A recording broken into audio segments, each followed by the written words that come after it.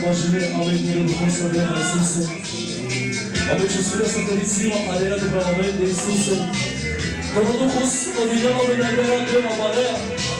Кога присъстваме на правоверни Исусе. Реагирата ме на пазеса оженес. Реагирата ме пазеса на мощно, ама в Исусе. Това паро, ама в крема Марея. И накрая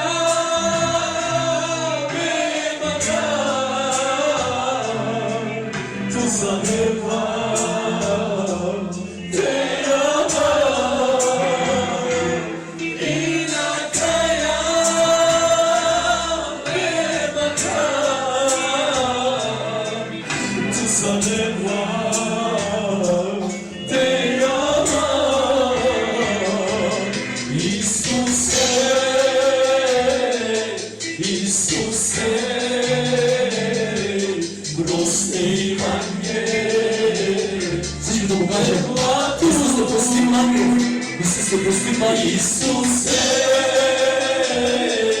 Исусе, прости ме,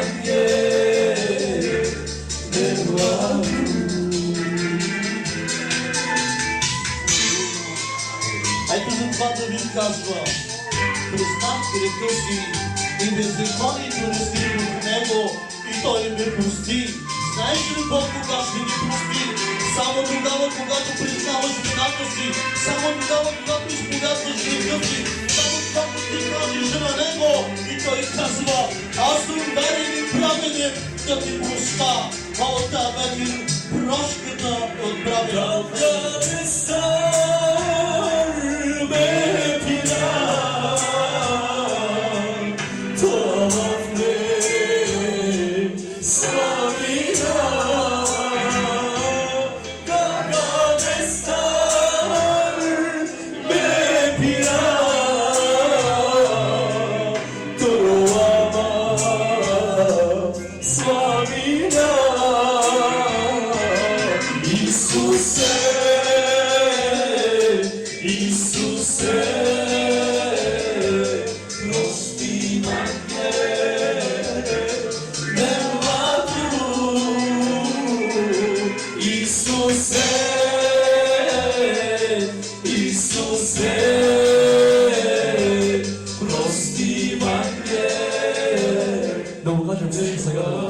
Исусе, прости ме.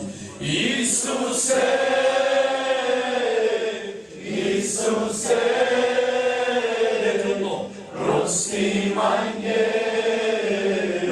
Делато, Исусе, Исусе, прости ме.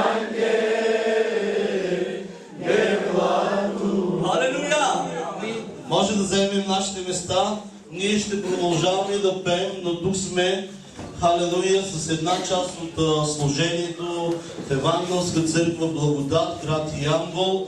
Почти от 3 години сме в служение. Благодарим на Господа, че всичко бе движено чрез Святия Божия Дух, защото без знанието на Господ и косъм не може да падне от главите ви. Последно бях в село Кален преди много време. Халелуя, но не знам дали вие си спомняте коя от проповедите бях проповядвал и който ми каже тази вечер може да получи награда. Халелуя! Имам страхотни книги. Как? Халелуя! Сещаш се, тя беше пред последната. Последната проповед проповядвах за издигането на лидера, както издигнаха ръцете на Моисей, и това бяха само двама души, Ор и Арон. Нека слава да бъде на нашия Господ, да издигнеш днес и да подкрепиш ръцете на своя си лидер, защото те са нашите духовни наставници, чрез което бдят за нашите души.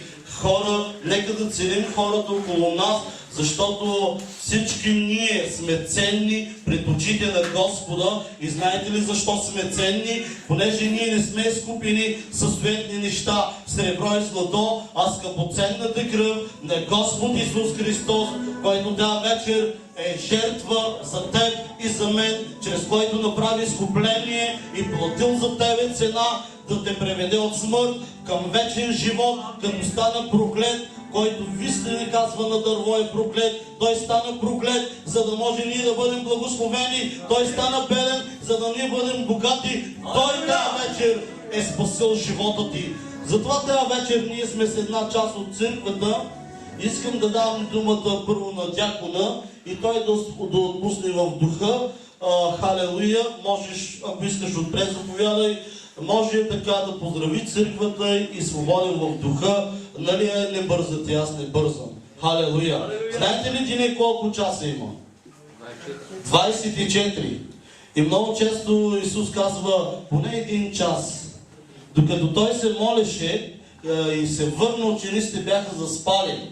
И той ги побудна, казва, бдете и се молете, знаете ли защо? За да не паднете в изкушение, защото дяволът, като река е шлъв, търсейки кого да погълне. Тази вечер много често ние крадем Господа. В какво?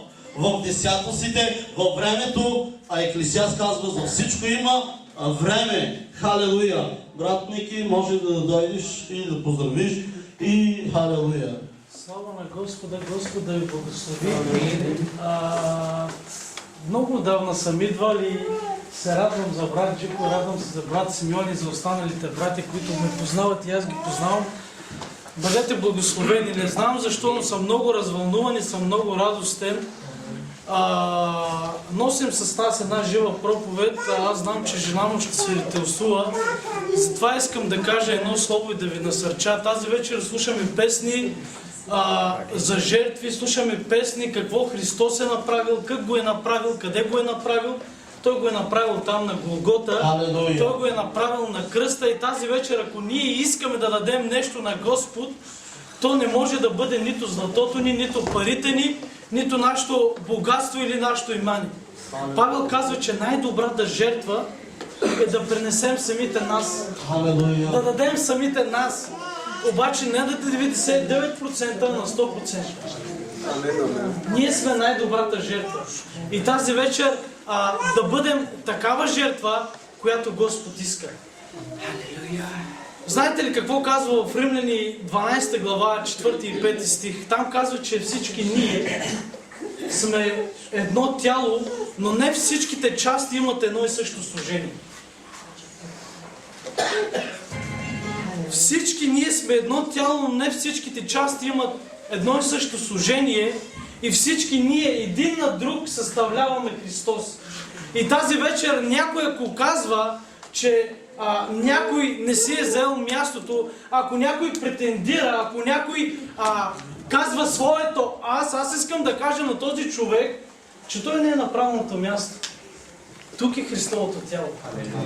Тук е Христовото тяло. Не знам защо така говоря, но съм подбуден и през цялото време тези стихове бяха вътре в мен. Аз много ги обичам и тези стихове ми дават сила, много сила да разбера, че всеки един, няма значение колко е добър, колко е лош, колко е духовен или недуховен, всички ние имаме нужда един от друг. Всички ние заедно правим Христос. И тази вечер, ако кажа, че някой не искам или някой не ме интересува, това означава, че аз не познавам Христос. Алелуя! Затова бъдете благословени. Ценете хората, както каза и моят пастор, ценете хората, които са до вас. Алелуя. Ценете ги, защото някой път стават много лоши неща в нашия живот. И знаете ли, аз не знаех, че мога да обичам толкова силно. Дойде в моя живот един период преди 2 години, март месец на 25-ти. Сега сме 13 март. Преди 2 години, това е по-големия ми брат, той се казва Ангел. И ние бяхме на косъм да го загубим. Това е жива проповед, аз го наричам проповед. Чрез него Господ пломбира моето семейство, чрез него аз мога да кажа, че готов съм, както онези хора дават живота си за Господ там в другите държави.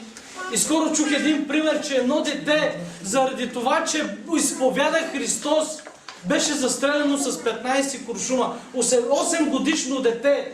Днес много лесно викаме Господи, Господи. Но Христос казва, не онзи, който казва Господи, Господи, а онзи, който върши волята ми. И Господ ми показа да видя и да ценя хората, които са покрай мен. Ошектай ще ва нападне. Ошектай ще ва нападне. Ошектай как Кирил кока на най-то келязами, кака на най-то келязами. Човека, който е за тамвона, пораснах покрай него. Но наскоро ние се скарахме. Дявола иска да прави неща, които не са добри, неща, които не са полезни. Но аз казвам слава на Господа тази вечер, че аз съм близо до Него. Че мога да слушам Словото. Че мога да бъда... Души. Молете се за отпадналите души. Защото и те имат нужда да се молим за тях. Ако дявола... Той почна да плаче